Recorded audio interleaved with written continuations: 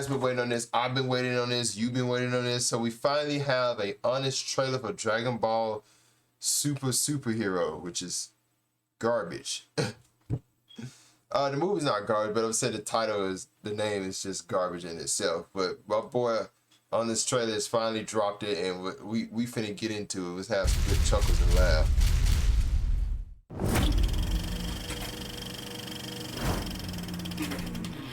From the studio that brought you Japanese Spider-Man. Spider-Man! And the franchise that launched a billion weebs, comes a film with as many plot holes, pacing issues, and predictable fights as the anime. But you'll forgive it all because these characters raised you more than your parents. Dragon Ball Superhero.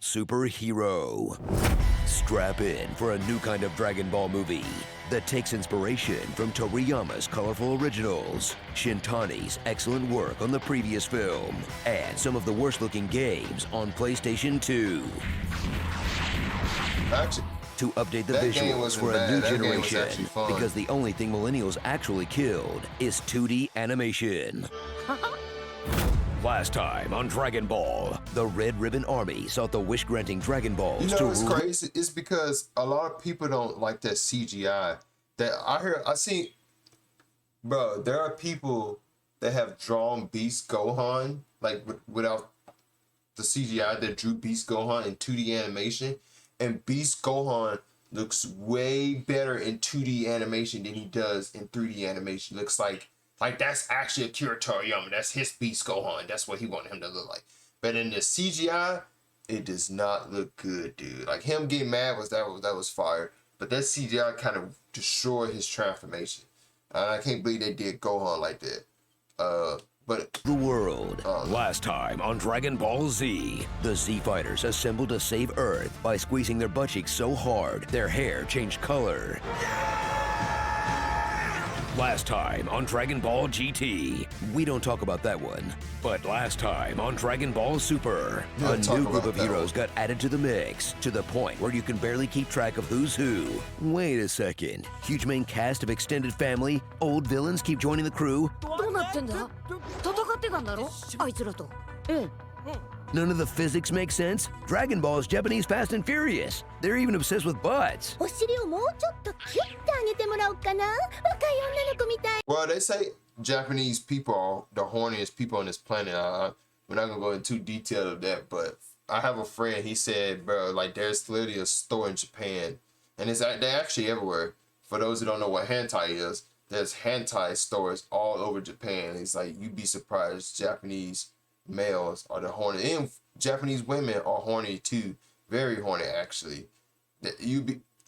You have to go. That's why I want to go to Japan to see all this craziness. Next time on Dragon BBL. But he also said that if you're from another country and you go to Japan, you attract more Japanese women to you because you're a different race from a different country.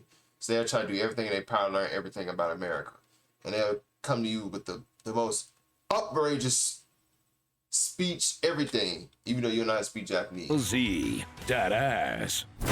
Meet Magenta. He runs Red Ribbon Pharmaceuticals, but it's a front for a world-conquering army. Like if the Sackler family were less evil. He'll recruit Dr. Hito, a child scientist, and the exact midpoint between Gru and Syndrome, with the universe's mightiest heroes, Goku and Vegeta, sidelined by a missed phone call.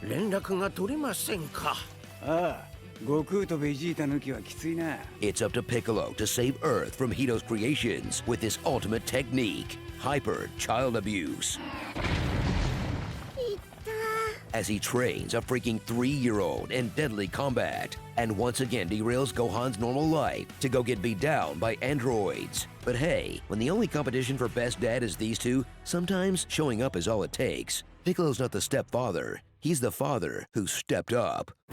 After some entertaining warm-ups against Tweedledum and Tweedledork, get ready for the main event against Cell Max, a kaiju who looks like the creature from the Black Lagoon ate the creatine from the Gold's Gym. He has only one weakness, getting hit on the top of the head really hard. Isn't that everyone's weakness?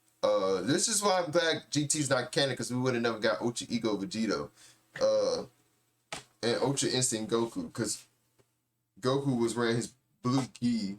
So I can't wait till we get to that scenery to see how powerful they really are in that final arc. And they're probably going to continue Dragon Ball because they're going to want to make money off of it.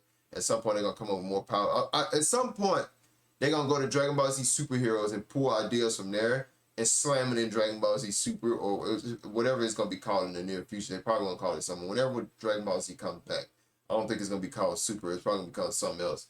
But, well, it's going to be, well, yeah, it is going to be called Super because they got to do the Moral arc and the Granola arc. And I think those were the only 2 new arcs. The Moral arc and the Granola arc.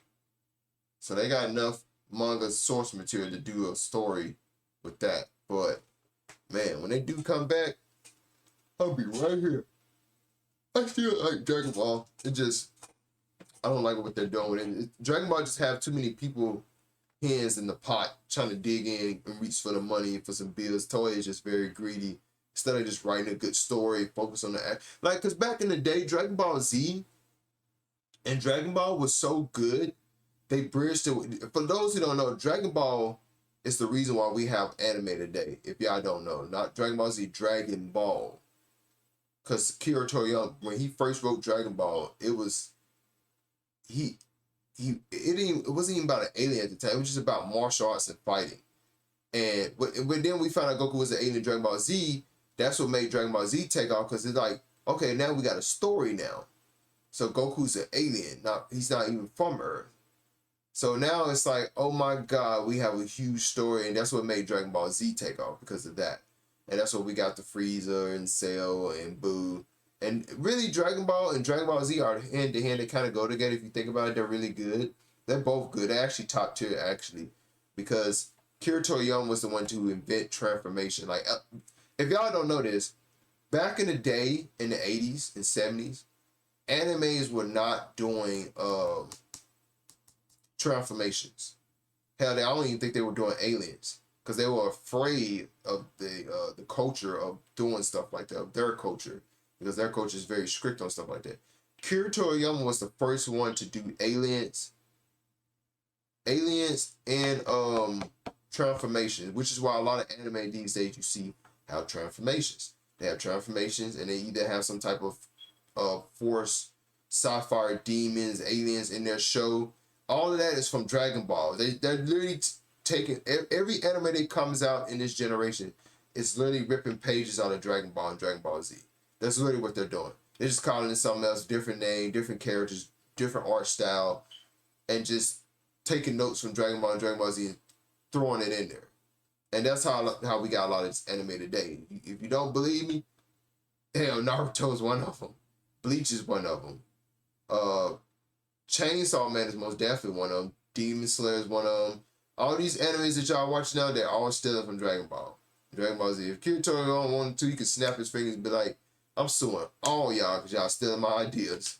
If he wanted to.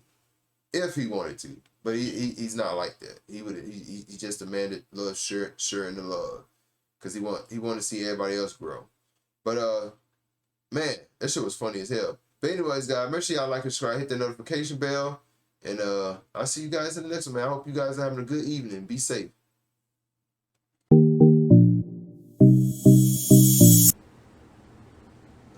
Let's check this joint on out, y'all.